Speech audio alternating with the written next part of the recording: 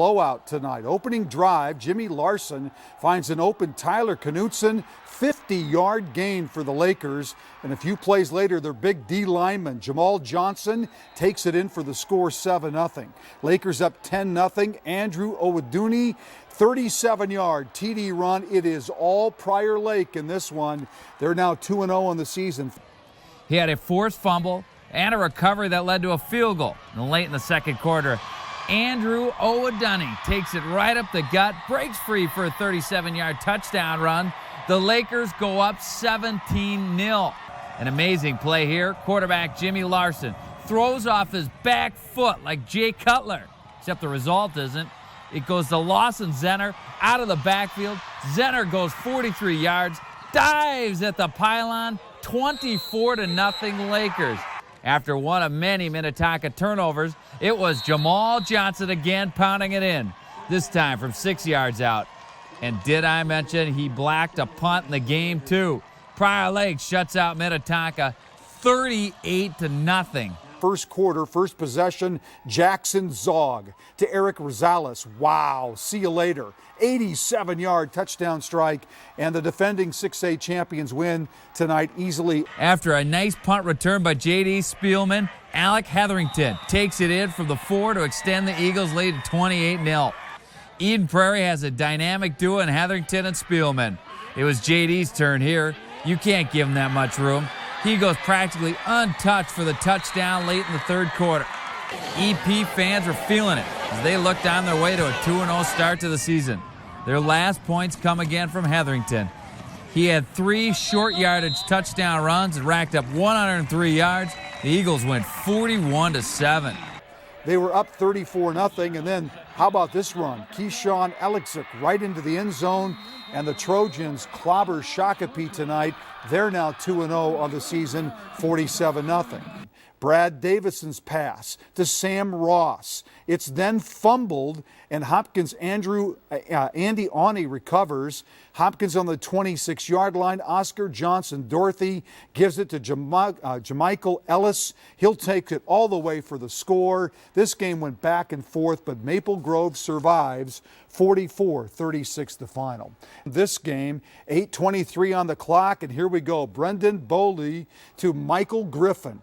Nice play, long touchdown, 42 yards, and the Wolfpack in front. A little bit later, watch the pick by Griffin. He does it all tonight and takes it for the touchdown. Park Cottage Grove wins in what would be considered an upset, 28-27 the final. They're now 2-0 on the year. Lakeville South, how about this?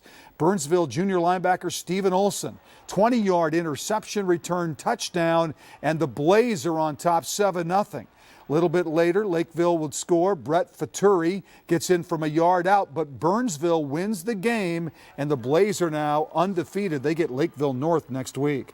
With the Panthers leading 21-3, Drew Stewart seems like he's been in high school for 14 years. Got the offense going in the second half.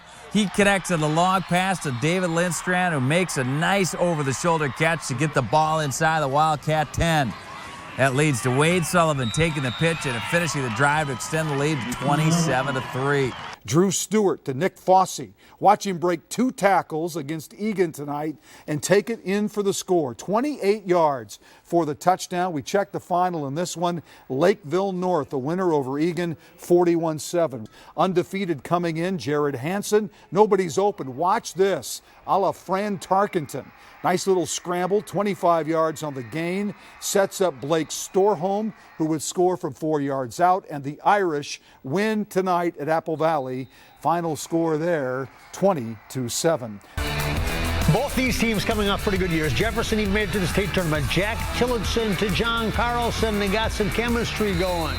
The pair connected for 3 touchdown passes tonight for the Jaguars. Orono kept pace, then rallied. Mad Max Khan rumbles down the far sideline. 45 yards for the touchdown. Way to wait for your blocks. That's how to follow it. Hank Seward will hit David McCluskey. 61 yards on the touchdown strike.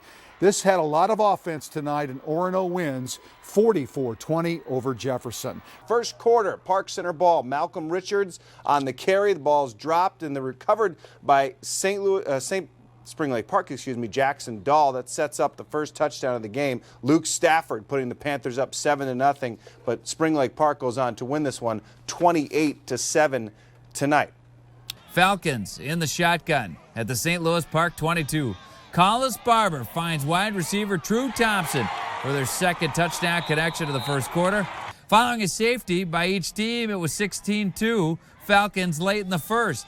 Evan McClellan takes the handoff and makes everyone miss. He goes 34 yards for the score. He finished the game with 103 yards on the ground. Now 31-2 at St. Louis Park's turn. Logan Romero dumps it off to the running back. Ron Brown slides into the end zone to cut the Falcon lead to 31-8. But Collis Barber's strong arm couldn't be stopped. Off the play action, he finds Nathan Ball, who sprints past defenders, going 53 yards in the touchdown. Armstrong wins it 52-8. And this would be a game of community pride. The Royals put together a long first quarter drive. Brady Mundahl, the strike to Jake West for 15 yards and a clutch third down conversion. CDH penalties help keep the drive alive. Mundahl calls his own number on the sneak from a yard out. He bounces and spins for 6. The Royals take the lead.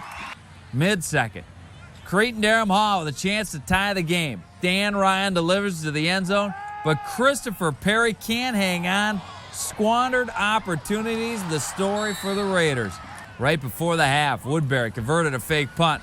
And on the next play, Mundahl rolls and fires to Jeremiah Cotton.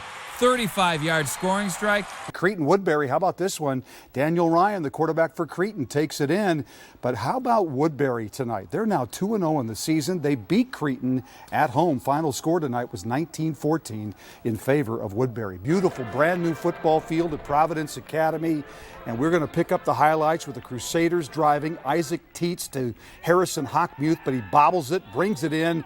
What a great catch for the touchdown against the Lions.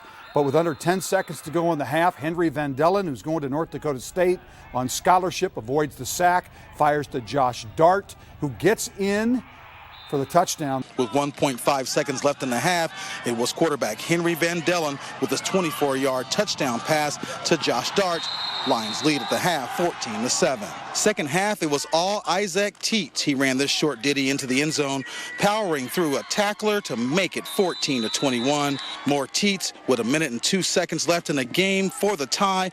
Teets sprints this one in. We're tied going into overtime, 21-21.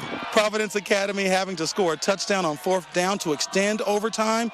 The ball is caught out of bounds. Crusaders hold on to win, 28-21. We fought, especially in the second half, overcame a lot of mistakes and played hard-nosed football, and this is a great game. We started out pretty bad, but we cleaned things up and did a great job. It was an all-team effort. I was just trying to keep my composure the whole game. Henry Sibley and Hill Murray. Sibley quarterback Zach Edwards to Sakai Kelly. That's a nice combination for 6. A little gadget play off the special teams, a fake punt. Michael Lopez to Xavier Hansen. They've been saving that one. Tracy Perlman is happy tonight from our newsroom. Henry Sibley wins it 28-6. Thank you, ladies. Eastridge and Mounds View. The Raptors get some defense to ignite their offense. Joshua Nazar, almost a pick 6. Boy, nice return there. It made a difference because it's going to set up this very short run. Connor Mose on the next play completes that one-play drive. They took a lead, and they held the lead. Dominic London, long run here, a nifty move up the middle, so he breaks it outside.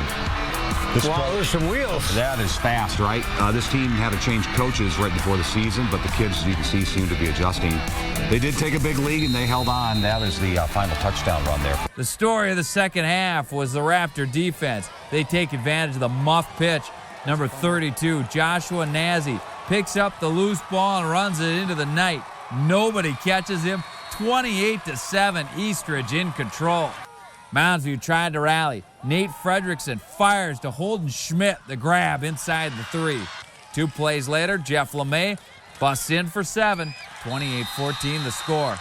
Mounds View trying to cut the lead in half early fourth, but quarterback Steven Swearick is swarmed under by Alex Johnson. Eastridge hangs on to even the record, 28-21 the final. Moundsview is also 1-1. You know, football has a ground rule. Control the ground game, and you will likely win. Chaska had a human battering ram for a running back. Will Olsen here scoring. Later, he's going to set up a score because he was able to rip off this run. Right off the pitch, 69 yards. The football field's only 100 yards long. Hawks took a lead, an early lead. They never looked back. 37-0 the final in the road win over Richfield. Chaska's now 2-0. Minneapolis North is back and loaded for another run this afternoon against Brooklyn Center. Antoine Cabo is part of the package. He takes it to the end zone. The Polars continue to pump up the north side. Tyler Johnson is their quarterback, but he plays both ways, and great athletes make great plays. In this case, Wow. a pick six, great basketball player, too. North was better all day, winning by a big number. Look at him go. 48-0 over Brooklyn Center. Minutemen quarterback Sam Gubrud had a productive evening. Here he finds Owen Donnelly for the big gain on the first possession that sets up Noah Boy for the scoring plunge. 7-0 Central after one quarter. More Gubrud. Our overpaid Photog takes the play fake, but he catches up to the play to see Gubrud tossing to Xavier Davis. Davis tips the ball to himself, turns upfield and scores 14-0. For good measure, Gubrud and the Minutemen tack on 7 more before the half. Nice strike to Abdikalik Muse. 44-14, Central moves to 2-0 with the win over St. Anthony Village.